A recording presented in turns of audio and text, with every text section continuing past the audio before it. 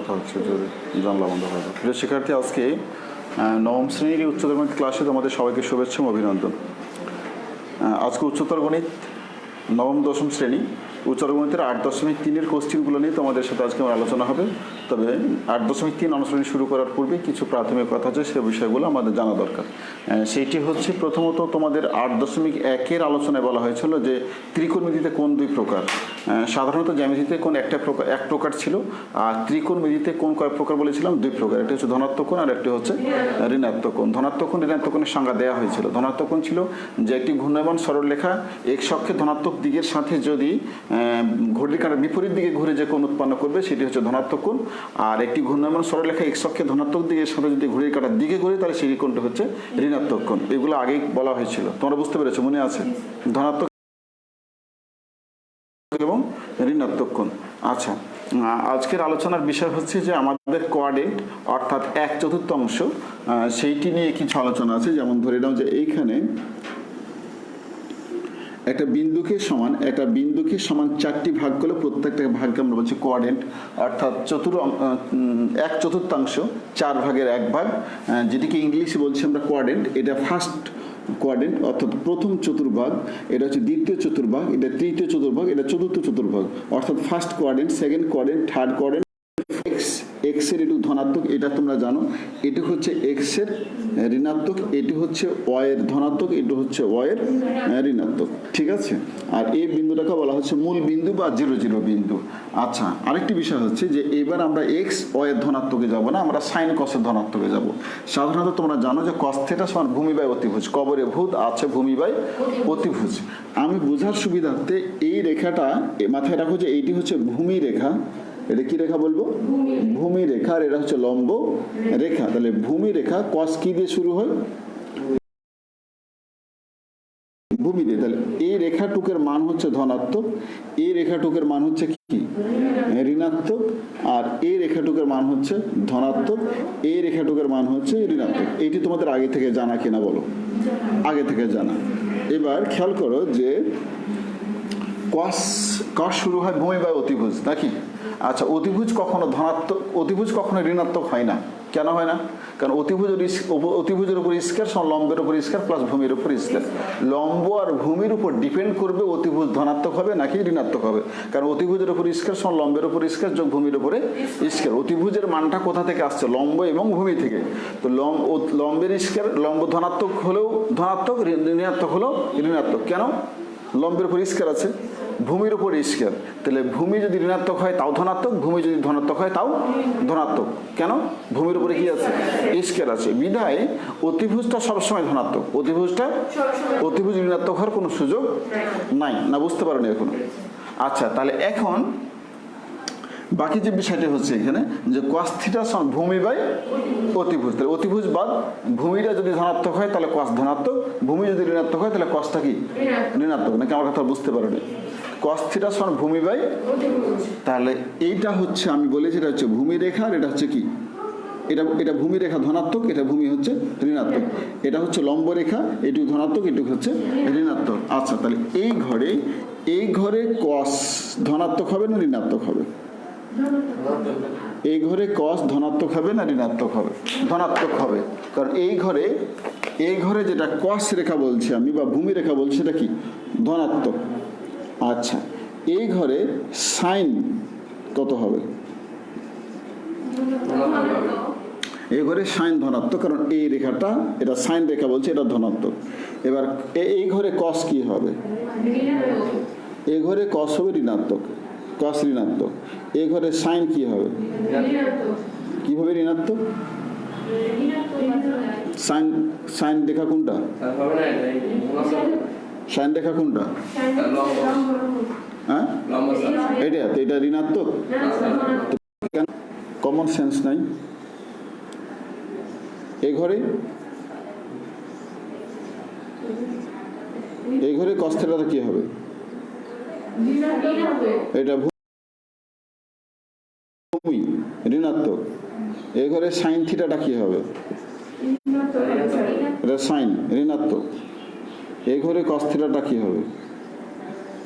cos theta cos কোনটা ধনাত্মক এই যেটা ভূমি এবারে sin কোনটা হবে না বুঝতে পারোনি বুঝা গেছে তাহলে কোন কোঅর্ডিনেটে ফার্স্ট কোঅর্ডিনেটে sin cos সবাই ধনাত্মক সেকেন্ড কোঅর্ডিনেটে cos ঋণাত্মক sin ধনাত্মক থার্ড কোঅর্ডিনেটে দুজনেই ধনাত্মক থার্ড কোঅর্ডিনেটে cos ধনাত্মক sin ঋণাত্মক এটা কি মুখস্থ না এখান থেকে বের করতে পারবো ঠিক আছে আচ্ছা বইয়ে অন্য একটা বা অন্যভাবে বোঝানো যায় তা আমার কাছে এটি বেশি সহজ মনে হয় এবার খেয়াল করো যে এখন তোমাকে জিজ্ঞেস করা হলো যে এই ঘরে tan কি হবে তোমার জানা নাই এই ঘরে tan কি হবে তো tan সমান sin by cos sin by cos sin ও মাইনাস cos ও মাইনাস দা মাইনাস মাইনাস কাটা সমান কি হয়ে গেল প্লাস হয়ে গেল না বুঝতে পারো না তাহলে এই ঘরে tan ধনাত্মক বোঝা গেছে তোমাকে জিজ্ঞেস করা হলো এই ঘরে tan কি হবে তো tan সমান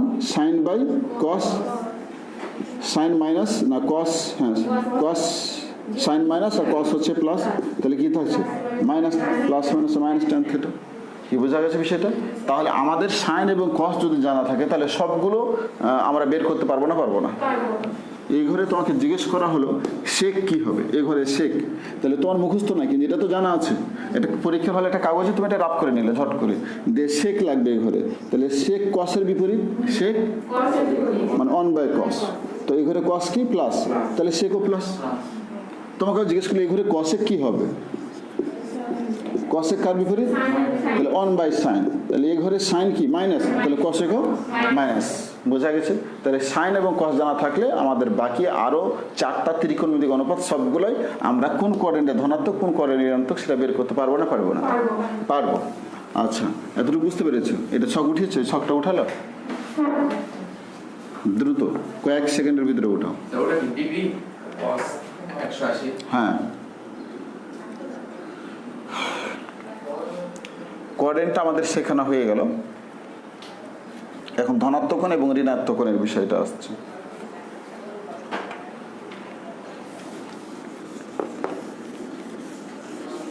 নিজে লিখে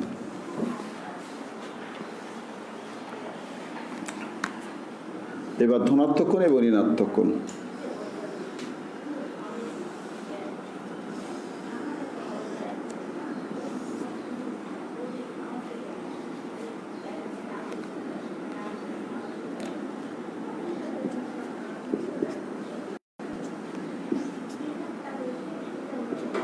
খেয়াল করো একটি ঘূর্ণায়মান সরলরেখা x অক্ষের একটি ঘূর্ণায়মান সরলরেখা আমি এটি 8.1 আলোচনা হয়েছে ওই জন্য এখানে আমি বিস্তারিত বলতে চাচ্ছি না এই যে এই মূল বিন্দু থেকে x অক্ষের উপর একটি সরলরেখা নিয়েছি এই রেখাটি একটি ঘূর্ণায়মান ঘুরতে পারে এখানে কেন্দ্র করে এটা কি করতে পারে ঘুরতে পারে এটা হচ্ছে ঘূর্ণায়মান সরলরেখা এই ঘূর্ণায়মান সরলরেখাটি ঘড়ির কাঁটার উল্টো দিকে যদি ঘুরে তাহলে উৎপন্ন হবে ধনাত্মক কোণ আর ঘড়ির কাঁটার দিকে যদি ঘুরে তাহলে উৎপন্ন হবে ঋণাত্মক কোণ অর্থাৎ ঘড়ির কাঁটা এদিকে ঘুরে এখন এই কাঁটাটা যদি এদিকে ঘুরে তাহলে কোন উৎপন্ন হবে এটি যদি এদিকে ঘুরে এইভাবে অবস্থান করে এই রেখাটা ছিল এইখানে এটা ঘড়ির কাঁটার বিপরীত দিকে ঘুরে এখানে অবস্থান করলো তাহলে এই কোণটাকে কি বলবো ধনাত্মক কোণ আর এই ঘড়ির কাঁটাটা এই ঘূর্ণায়মান সরলরেখাটা যদি ঘড়ির কাঁটার দিকে ঘুরে কোন দিকে এই যে এদিকে ঘুরলো ঘড়ির কাঁটা যেদিকে ঘুরছে রেখাটিও সেদিকে ঘুরে একটা কোণ উৎপন্ন করলো এই কোণটা তাহলে কি কোণ হবে ঋণাত্মক কোণ কি বুঝতে পেরেছো এই কোণটা কি কোণ ঋণাত্মক কোণ এটা হচ্ছে ও রেখাটার নাম হচ্ছে ও এ এখান থেকে একটা লম্ব আঁকলাম এখানে আমি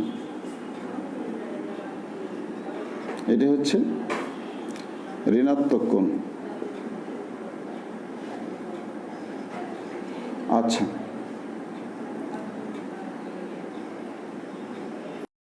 করে রেখাটি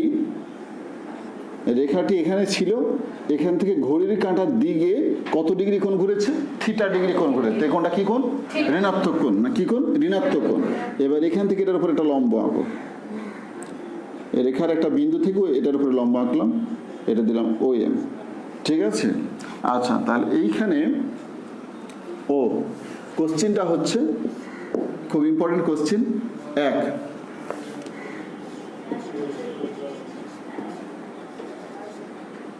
দেখাও যে cos মাইনাস থিটা সমান কস থিটা এবং সাইন মাইনাস থিটা সমান মাইনাস সাইন থিটা। এটি ভেরি গুরুত্বপূর্ণ, ভেরি ইম্পর্টেন্ট একটি বিষয়, মাথায় রাখবে এটা। খেয়াল করে এখানে এইটির প্রমাণ হিসাবে এখানে তোমাকে লিখতে হবে, মনে করি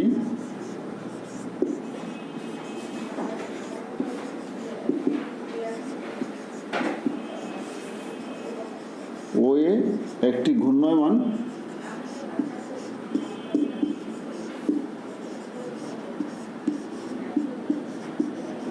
সরল রেখা, মনে করো ওই একটি ঘূর্ণায়মান সরল রেখা যা এক্স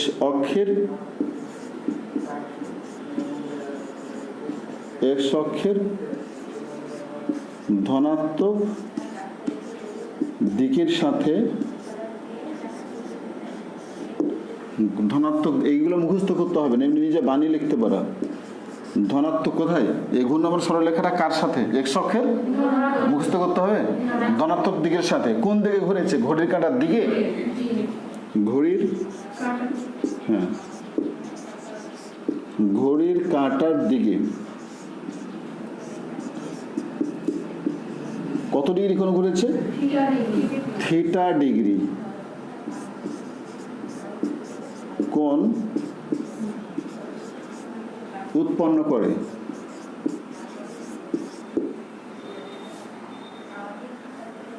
ঘড়ির কাঁটা দিয়ে ঘুরে থিটা ডিগ্রি কোণ উৎপন্ন করে। এটা দাও, এই যে লম্বটা আঁকলাম খেয়াল করো, এই লম্বটার নাম হচ্ছে পিএম। লম্বটার নাম কি? পিএম। ওএ থেকে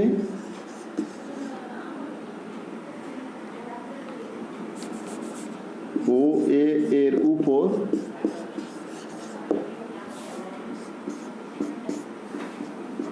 পি বিন্দু থেকে পিএম লম্ব, দেখো দিকে ও এর একটা বিন্দু পি থেকে পিএম লম্ব ও এক্স আঁকি।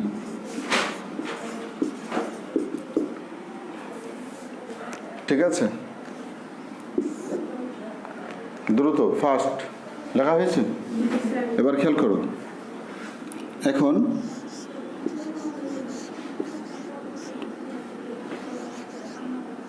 কস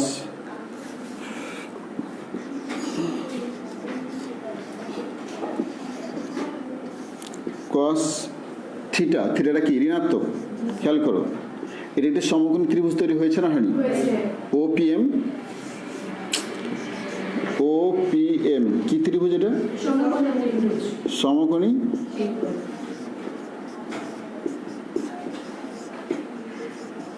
সমকোণী ত্রিভুজে কস থিটাটা কি? ঋণাত্মক। খেয়াল করো, কস থিটা সমান কি? ভূমি কত? ওএম। আর অতিভুজটা কত? ওপি। কি বোঝা গেল? ধনাত্মক, এটা ধনাত্মক রেখা না? এটা ধনাত্মক, এটুকু ঋণাত্মক। তাহলে ওএমটা ধনাত্মক আর ওপিটা কি? অতিভুজ। ওপিটা কি? হ্যাঁ, অতিভুজটা ধনাত্মক না ঋণাত্মক? এটা অতিভুজ হচ্ছে না? এটা ভূমি, এটা লম্ব, আর এটা না, বুঝতে পারো নি? তাহলে অতিভুজটা ধনাত্মক না ঋণাত্মক? অতিভুজটা অল টাইম ধনাত্মক। কনফিউশনের কথা বলছো, মনে আছে না? অতিভুজটা সবসময় ধনাত্মক। তাহলে এটা ধনাত্মক, এটাও ধনাত্মক। এটা হচ্ছে কি? ভূমি। আচ্ছা, এইখানে তোমরা লেখো,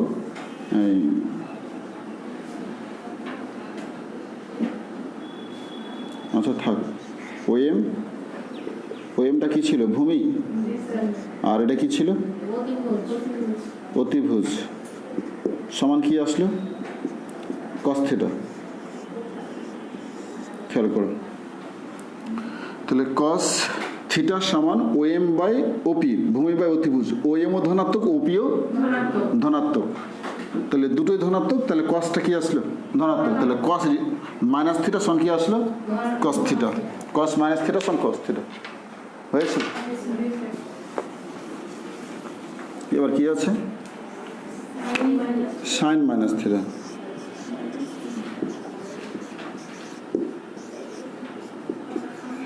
sign minus theta. Sine theta সমান সাগরে কি হবে? লম্ব বাই অতিভুজ। লম্ব কোনটা? পিএম।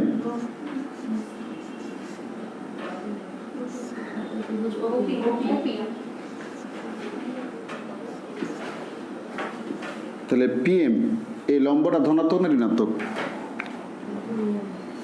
বলো।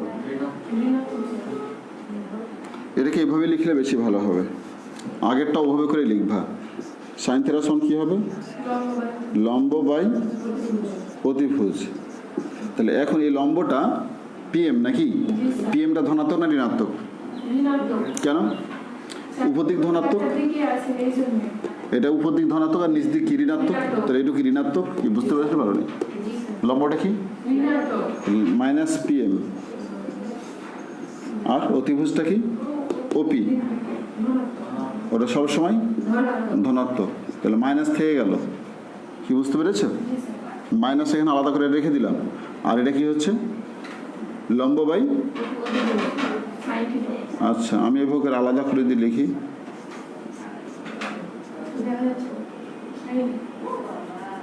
সমান মাইনাসটা বসে গেল এখানে, আর পিএম বাই অতিভুজ সমান সাইন থিটা। তাহলে সাইন মাইনাস থিটা সমান মাইনাস সাইন থিটা। বুঝতে পেরেছ? মাইনাসটাকে আলাদা করে রাখলাম, আর এটা হচ্ছে কি? লম্ব বাই, তো লম্ব বাই অতিভুজ মানে সাইন থিটা, আর মাইনাসটা আলাদা হয়ে গেল। তাহলে সাইন মাইনাস থিটা সমান কত? Minus sine theta. এখন তোমাকে যদি জিজ্ঞেস করা হয় যে ট্যান মাইনাস থিটা সমান কত, এখন তোমাকে কোশ্চেন করা হলো যে ট্যান মাইনাস থিটা সমান কি হবে, পরীক্ষায় পড়েছে, তুমি জানো না। তাহলে তুমি করবা প্রথমে যে ট্যান থিটা সমান সাইন থিটা বাই কি বলো? Cos theta. তো sine minus theta by cos minus theta, যেহেতু ট্যান মাইনাস থিটা, তাহলে ট্যান মাইনাস থিটা সমান sine minus theta by cos minus theta. ঠিক আছে, এবার তুমি চলে আসো যে সাইন মাইনাস থিটা সমান কত? মাইনাস, জানা আছে না নাই? আর কস মাইনাস থিটা সমান কস থিটা সমান মাইনাস সাইন বাই কস সমান ট্যান থিটা। তাহলে ট্যান মাইনাস থিটা সমান মাইনাস ট্যান থিটা। প্রমাণ হয়েছে না হয়নি? এটি একটা প্রমাণ, এটা একটা প্রমাণ যে ট্যান মাইনাস থিটা সমান tan theta minus tan theta. প্রমাণ করো এই যে তিনটা। তাহলে আমরা সাইন আর কস যদি পারি, তাহলে বাকি সবগুলো পারবো না? পারবো না, সবগুলো পারা যাবে। কি বোঝা গেছে জানি? তাহলে প্রিয় শিক্ষার্থী, আজকের ক্লাস এখানে শেষ করছি। সবাই সুস্থ থাকো, ভালো থাকো, আল্লাহ হাফেজ।